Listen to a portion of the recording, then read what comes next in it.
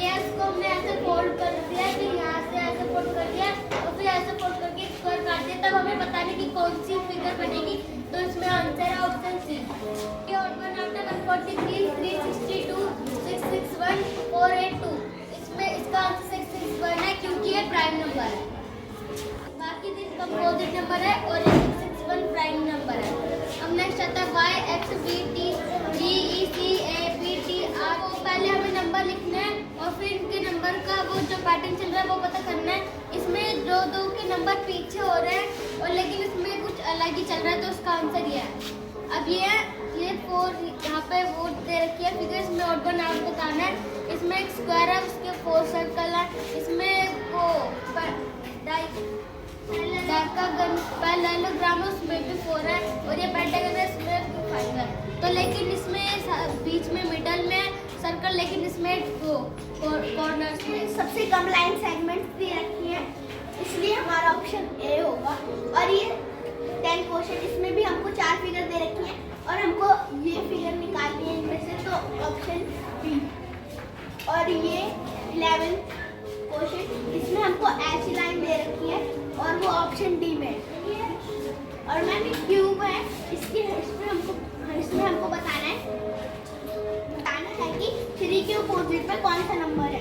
तो हम 3 के नंबर के इसका पैटर्न बनाएंगे हम इसका पैटर्न बनाएंगे और 3 से एक नंबर छोड़ के उसका अगला नंबर देखेंगे, जो कि 5 है, तो इधर हमने 5 करेगा। और हमें y का अपोजिट अल्फाबेट निकालना है, तो उसका अपोजिट होगा z। थर्ड फिगर दिखा रखी है, इसका हमें 4 फिगर सेम बताना था। हमने यहाँ पे सेम पिक्चर बनाई, देखते हैं किससे मैच होता है। तो ये फिगर इस फिगर से मैच हो रही है। नेक्स्ट ये फिगर है, अगर हम इसको एक जोड़ेंगे तो हमारा ये फिगर बनके तैयार होगा। एक घड़ी का समय हर 2 घंटे में 5 मिनट बढ़ जाता है। तो यदि घड़ी को 30 मार्च को दोपहर 12 बजे सेट किया जाता है, तो बताइए 1 अप्रैल को सुबह 6 पर समझना है कि हर 2 घंटे में घड़ी में 5 मिनट ऐड हो जाते हैं। तो हम क्या करेंगे, टोटल घंटे निकालेंगे। मुझे पता है 30 मार्च को घड़ी को सेट किया गया है दोपहर के 12 बजे। 31 मार्च दोपहर के 12 बजे तक 24 घंटे हो जाएंगे, तो मैंने 24 लिख दिया। अब 1 मार्च को सुबह 6 बजे तक, देखो दोपहर के 12 से अगले दिन रात के 12 घंटे और सुबह के 6 में 6 एक्स्ट्रा, यानी कि टोटल हो गए 12 जमा 6 18 घंटे हो गए। तो अब हमने टोटल घंटे निकालने हैं। 24 घंटे हमारे पिछले चलते हैं और अगले दिन के 1 अप्रैल के चलते हैं हमारे 18 घंटे, तो हमारे टोटल आ गया 42 घंटे। क्योंकि अब वो हर 2 घंटे में 5 मिनट आगे उठती है, तो मैं क्या करूँगी, इसको 2 से डिवाइड कर दूंगी, मेरे पास 21 आवर्स आ जाएगा। इसको मैं 5 से गुणा कर दूंगी, मेरे पास 105 मिनट आ जाएगा। मुझे उसको घंटे में बदलना है। मैं इसमें से 60 घटा देती हूँ, क्योंकि मुझे पता है 1 घंटे में 60 मिनट होते हैं, तो 45 लेफ्ट हो जाता है, यानी 1 घंटा और 45 मिनट का समय आ जाएगा। जो मैं सुबह के 6 बजे में 1 घंटा 45 मिनट जोड़ दूंगी, तो मेरा सही समय आ जाएगा 7:45 पर वो घड़ी दिखाए।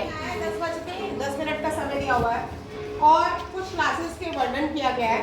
ये लोग साइंस की एग्जीबिशन में गए हैं और हर क्लास जो है एग्जीबिशन में 45 मिनट्स का टाइम लगाती है। तो पहली क्लास का टाइम दे रखा है, वो 10:10 में गई है और 45 मिनट्स का टाइम लगाती है। कितने बजे वो बाहर आती है, वेरी नेक्स्ट क्लास उतने ही बजे एंट्री करती है। तो क्वेश्चन है कि कक्षा 6 का टाइम दे रखा है अंदर जाने का और आपने कक्षा 10 का निकलने का टाइम दिया 55 मिनट। हाँ दिख रहा है 10:10 है, इसमें हम 45 मिनट जोड़ेंगे तो 10:55 आएगा। तो 10:55 कक्षा 6 के बाहर निकलने का समय है और यही कक्षा 7 के अंदर आने का भी समय है। इसमें अपन 45 मिनट जोड़ेंगे और हमारा 10:100 आता है, क्योंकि 60 मिनट से ऊपर का समय नहीं लगता। तो हम क्या करेंगे, फिर 60 मिनट को कम करेंगे, यानी 1 घंटा बढ़ा देंगे, तो यहाँ हो जाएगा 11 बजे और जो बच जाएगा समय वो बनेगा मिनट का, यानी 11:40। तो कक्षा 7 की एग्जिट का टाइम हो जाएगा 11:40। अब कक्षा 8 की एंट्री का टाइम भी हो जाएगा। अब 11:40 में हम क्या करेंगे, 55 मिनट जोड़ेंगे, तो हमारा आ जाता है, क्या आ जाता है समय, 12:25। तो 12:25 जो है उसकी एंट्री का एग्जिट का टाइम होगा। कक्षा 9 की एंट्री का टाइम भी यही होगा, इसमें हम जोड़ेंगे 45 मिनट, तो 12:70 बनता है। 12:70 में से 60 माइनस कर देंगे, तो हमारा आ जाएगा 1:10। 1:10 हमारा ये वाला टाइम आ जाएगा। वही एंट्री का टाइम होगा कक्षा 10 का, और उसमें हम 55 मिनट और 45 मिनट जोड़ेंगे तो हमारा आ जाएगा 1:55, जो कि इसका एग्जिट का टाइम। हमारा क्वेश्चन है कि one angle of a triangle is equal to the sum of the two other angle when what type of triangle is. तो 4 ऑप्शन दे रखे हैं, obtuse angle triangle, right angle triangle, acute angle triangle या equilateral, यानी जिसकी सारी भुजाएं बराबर। मुझे पता है ये त्रिभुज है ABC, इसके तीनों कोणों का योग 180 होता है, और यहाँ मैंने मान लिया है कि कोण A जो है वो कोण B और C के योग के बराबर है, क्योंकि हमारा सवाल यही कह रहा है।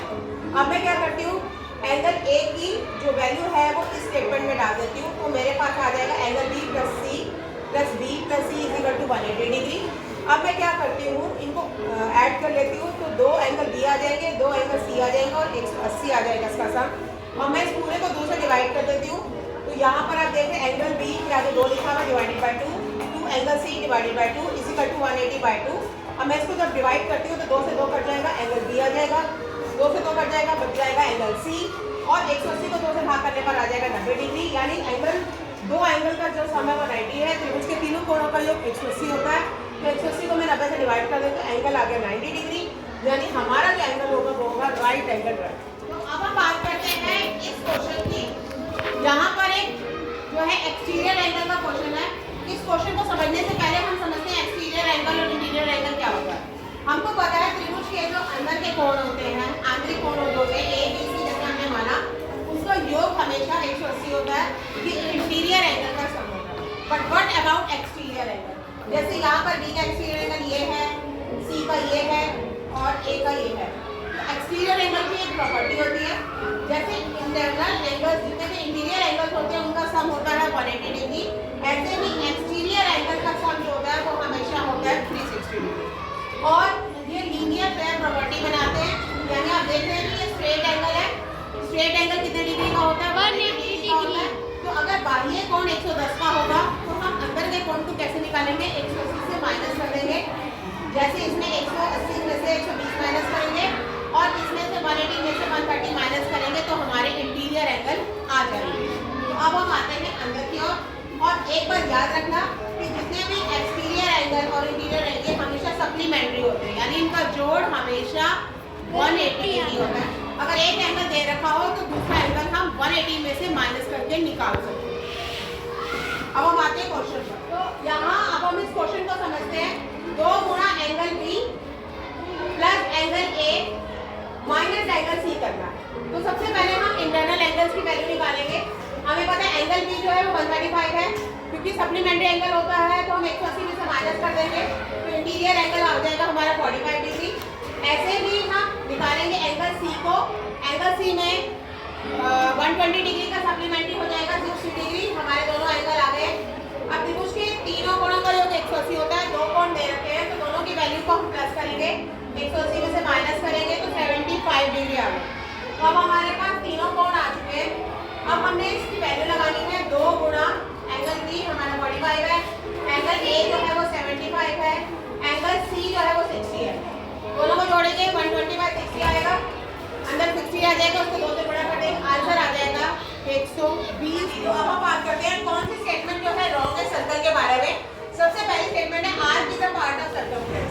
अब आर्क होता क्या है, जो हम सर्कमफ्रेंस पर स्थित कोई भी 2 बिंदुओं को मिलाते हैं, कि जो लाइन सेगमेंट होता है दिस इज कॉल्ड कॉर्ड, और कॉर्ड जो भाग सर्कमफ्रेंस पर घेरती है, यानी जो थर्ड पोर्शन होता है वो कहलाता है आर्क। तो हमारा ये सही है। हम नेक्स्ट आते हैं diameter is the longest chord. कैसे डायमीटर क्यों है लॉन्गेस्ट कॉर्ड, क्योंकि इसके दोनों एंड पॉइंट सर्कमफ्रेंस पर है और ये सेंटर से होके जा रही है, तब तो डायमीटर है। तो इसका मतलब डायमीटर जो है वो सबसे बड़ी कॉर्ड होती है, ये भी सही है। तीसरा है कि length of the radius is always half of diameter, यानी जो रेडियस होती है, अगर मैं यहाँ पर एक रेडियस खींचूं, रेडियस की बात करूँ तो रेडियस जो होती है इस पूरे डायमीटर का हाफ होता है, क्योंकि हाफ डिस्टेंस होता है। अब हम बात करते हैं radius is the chord which passes through the centre. Radius की अगर मैं बात करूँ तो उसका एक एंड पॉइंट सर्कमफ्रेंस पर है, इसका दूसरा एंड पॉइंट इसका सेंटर होता है। जबकि कॉर्ड के लिए क्या जरूरी है कि उसके दोनों एंड पॉइंट जो है वो सर्कमफ्रेंस पर होने चाहिए। तो रेडियस एक कॉर्ड नहीं है, तो इसमें कौन सी चीज गलत होगी, option B is the right answer.